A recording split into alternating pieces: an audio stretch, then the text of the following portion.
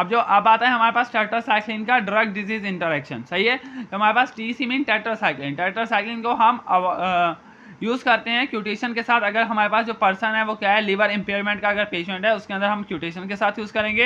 ये हमारे पास क्या करेगा, मसल वीकनेस को इंक्रीज करेगा, किसके अंदर, माइस्थीनिया ग्रेविस के पेशेंट के अंदर, सही है। मे वर्सन द सिस्टमेटिक लम्प्स इरेथ्रोमेटोसिस, सही है। उसके अंदर भी क्या करेगा, उस कंडीशन को क्या करता है, वर्सन करता है, यानी और ख़तरनाक बनाता है। एंटीबायोटिक थेरेपी को हम एल्टर करते हैं with normal flora of the clone. अगर हम एंटीबायोटिक दे रहे हैं तो हमारे पास जो नॉर्मल फ्लोरा है किसका, क्लोन का, वो क्या करता है, परमेंट करता है और ओवर ग्रोथ करवाता है किसकी, क्लोस्ट्रीडियम डिफिसिल की, सही है।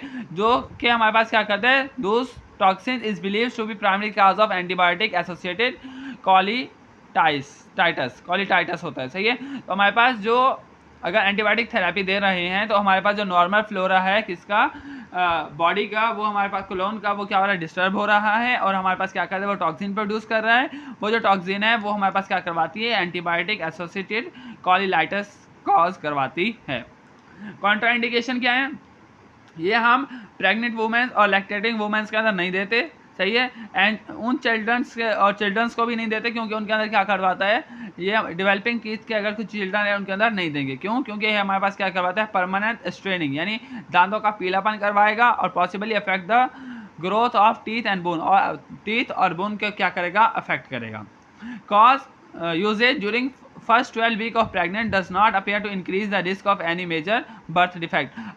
अगर हम इसे फर्स्ट 12 वीक ऑफ प्रेगनेंसी के अंदर देते हैं तो हमारे पास जो बर्थ डिफेक्ट हैं वो हमारे पास प्रोड्यूस होंगे, यानी जो फीटस है उसके अंदर डिफेक्ट्स प्रोड्यूस हो सकते हैं।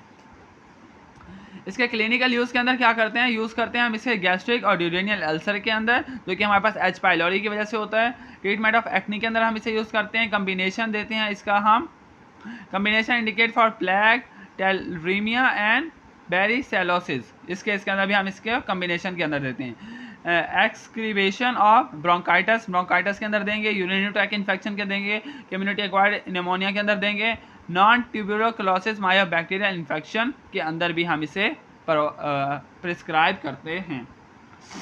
एडवर्स इफेक्ट के अंदर क्या आएगा हमारे पास, गैस्ट्रिक डिस्कम्फर्ट, जैसे कि हमारे पास एपिगैस्ट्रिक डायस्ट्रेस होगा, जिससे हमारे पास इरिटेशन होगी कहाँ पे, गैस्ट्रिक म्यूकोजा के अंदर, सही है। इफेक्ट ऑफ कैल्सिफाइड टिश्यू, यानी जो हमारे पास डिसकलरेशन हो जाएगी और हाइपोप्लेजिया हो जाएगा किसका, टीथ का, और टेम्परेरी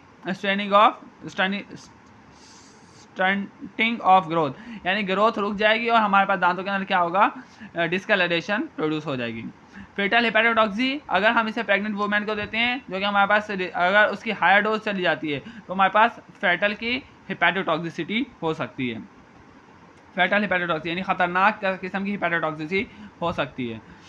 फोटोटॉक्सिसिटी यानी हमारे पास सीवियर बर्न अकर होगा जब हम टेट्रासाइक्लिन लेने के बाद फ़ौरन सन की रेडिएशंस के अंदर चले जाते हैं, यानी टेट्रासाइक्लिन लेने के बाद कोई भी बंदा धूप पे ना जाए, क्योंकि हमारे पास क्या हो सकता है, सीवियर सनबर्न हो सकता है। Vestibular problem, dizziness, nausea, vomiting occur भी हो सकती है किससे, माइनोसाइक्लिन से। सुपर इन्फेक्शन हमारे पास कॉज हो सकते हैं, यानी ओवर ग्रोथ होगी किसकी, कैंडिडा, रेजिस्टेंस, स्टेफाइलोकोकस और क्लस्ट्रीडियम भी अकर हो सकता है। डिस्कलरेशन होगी और हाइपरप्लेजिया होगा टीथ का, और फोटोटॉक्सिसिटी भी हो सकती है, जो कि हमने ऊपर कवर कर ली है। नेक्स्ट आता है हमारे पास कि जो डॉक्सीसाइक्लिन है, सही है, ये हमारे पास टैबलेट की फॉर्म के अंदर होता है, कैप्सूल और IV इंजेक्शन की फॉर्म के अंदर होता है, सही है। इसके इंडिकेशन क्या है, इसे हम लोअर रिस्पिरेटरी ट्रैक इन्फेक्शन और upper respiratory tract infection, urinary tract infection और स्किन इन्फेक्शन के अंदर इसे प्रिस्क्राइब करते हैं। इसकी जो डोजेज है वो है 1 से लेके 100 मिलीग्राम 12 आवर्ली, यानी 12 घंटे के बाद ही लेंगे, और ज़्यादा तो ज़्यादा हमारे पास कितना हो सकता है, 100 mg ही होगा, 100 mg से ज़्यादा नहीं देंगे। डे 1 के अंदर हम देंगे 1 mg, और फिर हम इसकी डोज क्या करेंगे, इंक्रीज़ करेंगे और 100 mg तक ले जाएंगे। सीवियर 100 mg देंगे, और जो कि हम 12 आवर तक देंगे, और सीवियर इसके हम चिल्ड्रन के अंदर हम इसकी कितने देंगे, 2 mg, सही है, वेट के हिसाब से। इनहेलेशन, एंथ्रेक्स और पोस्ट एक्सपोजर के अंदर भी हम इसे देते हैं, सही है, जिसके अंदर हमारे पास 12 mg अर्ली यूज़ करते हैं, कितने दिन के लिए, 60 डेज़ के लिए। और बच्चों के अंदर भी हम कितने 1 mg, सही है, और वेट के हिसाब से हम इसे देंगे 12 आवर तक, जो कि हम कितने दिन के लिए देंगे, 60 डेज़ के लिए। चिल्ड्रन के अंदर 1 mg और अडल्ट के अंदर 100 mg। नेक्स्ट आता है माइनोसाइक्लिन। माइनोसाइक्लिन भी टैबलेट की फॉर्म और कैप्सूल की फॉर्म के अंदर है। इसकी इंडिकेशन है ये lower RT respiratory tract infection, upper respiratory tract infection, urinary tract infection और स्किन इन्फेक्शन के अंदर इसे हम प्रिस्क्राइब करते हैं। अडल्ट के अंदर इसकी जो डोज है वो हमारे पास 200 mg और हमारे पास देन 100 mg 12 बार। पहले हम कितने देंगे, 200 mg देंगे और फिर हम 100 mg पर आ जाएंगे।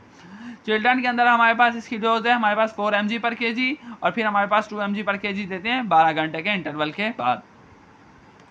ऑक्सीटेट्रासाइक्लिन भी हमारे पास टैबलेट, कैप्सूल और इंजेक्शन की फॉर्म के अंदर मौजूद है। सही है, ये हमारे पास respiratory tract infection, urinary tract infection और स्किन इन्फेक्शन के अंदर हम इसे प्रिस्क्राइब करते हैं। ये ओरल भी पाई जाती हैं और IM फॉर्म के अंदर भी पाई जाती हैं। इंट्रामस्कुलर इंजेक्शन की फॉर्म में भी हम इसे दे सकते हैं। इसकी डोजेज हमारे पास जो अडल्ट के अंदर वो हमारे पास कितनी है, 250 mg 6 आवर और फिर दोबारा भी हम इसकी 250 mg कितने देंगे, 6 आवर के 6 घंटे के इंटरवल के बाद। और चिल्ड्रन के अंदर इसकी है 25 mg पर kg 6 आवर के इंटरवल के साथ और फिर हम इसे 15 से 25 mg पर kg के हिसाब से भी प्रिस्क्राइब कर सकते हैं। नेक्स्ट आता है टाइजीसाइक्लिन। टाइजीसाइक्लिन हमारे पास इन्फ्यूजन्स की फॉर्म के अंदर मौजूद होता है। सही है, इसे हम कॉम्प्लिकेटेड इंट्रा एब्डोमिनल इन्फेक्शन के अंदर प्रिस्क्राइब करते हैं, स्किन और सॉफ्ट टिश्यू इन्फेक्शन के अंदर भी इसे प्रिस्क्राइब करते हैं। इसकी जो डोजेज अडल्ट के अंदर है वो इनिशियली हम 100 mg देंगे, फिर हम 50 mg पे आ जाएंगे जो कि हम 12 घंटे के इंटरवल के साथ यूज़ करेंगे और इसे 5 से 14 डेज़ के लिए हम IV इन्फ्यूजन प्रोवाइड करते हैं। लेकिन चिल्ड्रन के अंदर हम इसे टाइजीसाइक्लिन को रिकमेंड नहीं करते। सही है, यहाँ पे हमारे पास जो चैप्टर है किसका, टेट्रासाइक्लिन का, वो हमारे पास क्या होता है, कंप्लीट होता है। जिसके अंदर हमने क्या क्या देखा है, सबसे पहले टेट्रासाइक्लिन की क्लासिफिकेशन देखी है, फर्स्ट जनरेशन, सेकंड, थर्ड। जिसके अंदर आता है टेट्रासाइक्लिन, फ्लोरोटेट्रासाइक्लिन, ऑक्सीटेट्रासाइक्लिन और डिमेक्लोसाइक्लिन। सेकंड जनरेशन के अंदर डॉक्सीसाइक्लिन, लाइमीसाइक्लिन, मैक्लोसाइक्लिन और मैथासाइक्लिन, माइनोसाइक्लिन और रोलीटेट्रासाइक्लिन। और थर्ड जनरेशन के अंदर टाइजीसाइक्लिन। तो ये इनका हमारे पास ड्यूरेशन ऑफ एक्शन, इसकी जो क्लासिफिकेशन है वो इंपॉर्टेंट है। फिर इसका क्या है हमारे पास mechanism of action. Mechanism of action के अंदर यही है कि हमारे पास 30 सबयूनिट के साथ बाइंड करेगा और उसके ए साइड को ब्लॉक करेगा, तो हमारे पास प्रोटीन सिंथेसिस नहीं होगी क्योंकि tRNA अपना अमीनो एसिड ही नहीं दे पाएगा। सही है, एंटीबैक्टीरियल स्पेक्ट्रा इसका स्टडी किया है, ग्राम पॉजिटिव नेगेटिव कोकाई दोनों के खिलाफ हमारे पास इसका एक्शन होता है और ज़्यादातर हम इसे किसके लिए यूज़ करते हैं, एक्नी के लिए। सही है, फिर इसके रेजिस्टेंस आ गए। रेजिस्टेंस के 3 मैकेनिज्म है, इफ्लक्स ज़्यादा करवाएगा, राइबोसोमल प्रोडक्शन को अफेक्ट करेगा और हमारे पास क्या करेगा, एंजाइम्स की इनएक्टिवेशन करवाएगा। एब्जॉर्प्शन, डिस्ट्रीब्यूशन और एक्सक्रीशन के अंदर भी हमारे पास इसका यही है। सही है, यहाँ पे हमारे पास क्या होता है, चैप्टर कंप्लीट होता है।